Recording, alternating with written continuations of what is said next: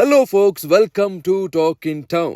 Rocking star Yash 19ನೇ cinema ಯಾವುದು ಅಂತ ಅನೌನ್ಸ್ ಮಾಡಿದ್ದಾರೆ. ಯಶ್ 19 ಟಾಕ್ಸಿಕ್ ಅನ್ನೋದೀಗ ಎಲ್ರಿಗೂ ಗೊತ್ತಿರೋ ವಿಷಯ. ಅದು 2025 ಏಪ್ರಿಲ್ 10ನೇ ತಾರೀಕು ರಿಲೀಸ್ ಆಗುತ್ತೆ. ಅಲ್ಲಿವರೆಗೂ ಏನಪ್ಪ ಮಾಡೋದು? ರಾಕಿಂಗ್ ಸ್ಟಾರ್ನ ಲಾಸ್ಟ್ ನೋಡಿದ್ದು KGF 2 ಸ್ಕ್ರೀನ್ ಮೇಲೆ.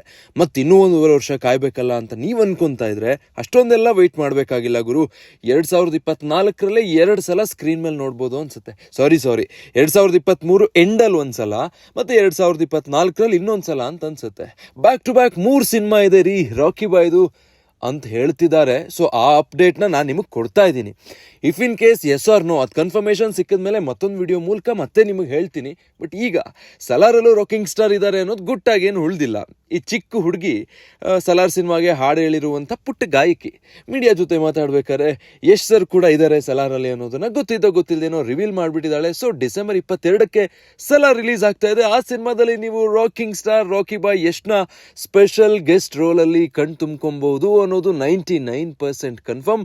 ಇನ್ 1% ಥಿಯೇಟ್ರಲ್ಲಿ ಹೋಗಿ ಅದು ನೋಡಾದ್ಮೇಲೆ ಕನ್ಫರ್ಮ್ ಅಂತ ಅನ್ಸುತ್ತೆ. ಆಯ್ತು, ಅದಿರಲಿ. ಸೊ ಅಲ್ಲಿಗೆ 2023 ಇಯರ್ ಎಂಡ್ಗೆ ಸಿನಿಮಾ ಒಂದರಲ್ಲಿ ಎಷ್ಟನ್ನ ನೋಡ್ಬೋದಾ? ಆಯಿತು. ಎರಡನೇದು ಯಾವುದು ಹಂಗಿದ್ರೆ? ಟಾಕ್ಸಿಕ್ ಅಂತೂ 2025 ಬಿಡಿ. ಎರಡನೇದು ಯಾವುದಪ್ಪ ಅಂದರೆ ಬಾಲಿವುಡ್ ಸಿನಿಮಾ ಅನ್ನೋ ಒಂದು ಕನ್ಫರ್ಮೇಷನ್ ಸಿಗ್ತಾ ಇದೆ. ನಿತೇಶ್ ತಿವಾರಿ ನಿರ್ದೇಶನ ಮಾಡ್ತಾ ಇರೋ ರಾಮಾಯಣ ಚಿತ್ರದಲ್ಲಿ ರಾಕಿಂಗ್ ಸ್ಟಾರ್ ಯಶ್ ರಾವಣನ ಪಾತ್ರಕ್ಕೆ ಗ್ರೀನ್ ಸಿಗ್ನಲ್ ಕೊಟ್ಟಿದ್ದಾರಂತೆ.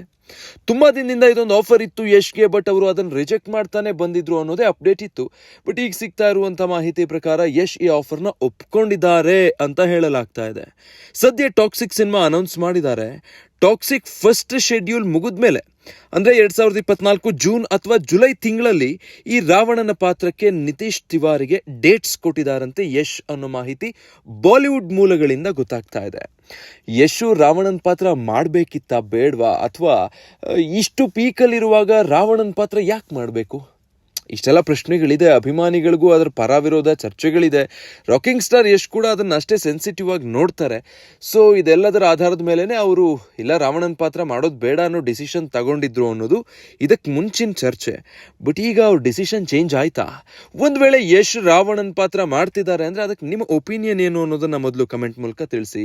ಸೊ ಈ ಸಿನಿಮಾದಲ್ಲಿ ರಣಬೀರ್ ರಾಮನ್ ಪಾತ್ರ, ಸಾಯಿ ಪಲ್ಲವಿ ಸೀತೆ ಪಾತ್ರ ಅನ್ನೋದು ಕನ್ಫರ್ಮ್. ರಾವಣನ್ ಪಾತ್ರಕ್ಕೆ ಯಾರು ಅಂತ ನಿತೇಶ್ ತಿವಾರಿ ಸಿಕ್ಕಾಪಟ್ಟೆ ಹುಡುಕಾಡ್ತಾ ಇದ್ರು. ಮೇಲಿಂದ ಮೇಲೆ ರಾಕಿಂಗ್ ಸ್ಟಾರ್ ಯಶ್ಗೆ ಈ ಆಫರ್ನ ಕೂಡ ಕೊಟ್ಟಿದ್ರು. ಬಟ್ ಯಶ್ ಅದಕ್ಕೆ ಓಕೆ ಅಂದಿರಲಿಲ್ಲ.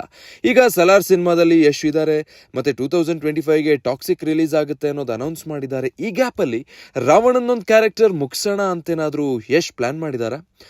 ರಾಕಿ ಬಾಯ್ ಆಗಿ ಪೀಕಲ್ಲಿರೋ ಯಶ್ ಈಗ ರಣಬೀರ್ ಕಪೂರ್ ರಾಮ ಅಂತೆ, ರಾಕಿಂಗ್ ಸ್ಟಾರ್ ರಾವಣ ಅಂತೆ. ಅಂದರೆ ಎಷ್ಟು ಸ್ಕೋಪ್ ಇರುತ್ತೆ ಯಶ್ರ ರೋಲ್ಗೆ ಈ ಸಿನಿಮಾದಲ್ಲಿ? ರಾಮನ್ ಮುಂದೆ ರಾವಣ ಆಗಿ ವಿಲನ್ ಗೆಟಪ್ಪಲ್ಲಿ ಯಶ್ ನಿಲ್ಲೋದು ಬೇಕಾ? ಅಂಥದ್ದೊಂದು ಡಿಸಿಷನ್ ನಿಜಕ್ಕೂ ಅವ್ರು ತಗೋತಾರ? ಒಂದು ವೇಳೆ ಹೌದು ಅಂತಾದರೆ ಅಭಿಮಾನಿಗಳ ಎಕ್ಸ್ಪೆಕ್ಟೇಷನ್ ಏನಿರುತ್ತೆ, ಒಪಿನಿಯನ್ ಏನಿರುತ್ತೆ? ಆ್ಯಸ್ ಎನ್ ಆಡಿಯನ್ ನೀವು ರಣಬೀರ್ ಮುಂದೆ ಯಶ್ನ ರಾವಣನಾಗಿ ನೋಡೋದಕ್ಕೆ ಇಷ್ಟಪಡ್ತೀರಾ?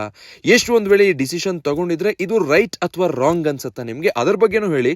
ಜೊತೆಗೆ 2025ರವರೆಗೂ ಯಶ್ನ ಮತ್ತೆ ಸ್ಕ್ರೀನಲ್ಲಿ ನೋಡೋದಕ್ಕಾಗೋದೇ ಇಲ್ಲ ಅಂದ್ಕೊಂಡವ್ರಿಗೆ 3 ಸಿನಿಮಾದಲ್ಲಿ ನೋಡ್ಬೋದ್ರಿ.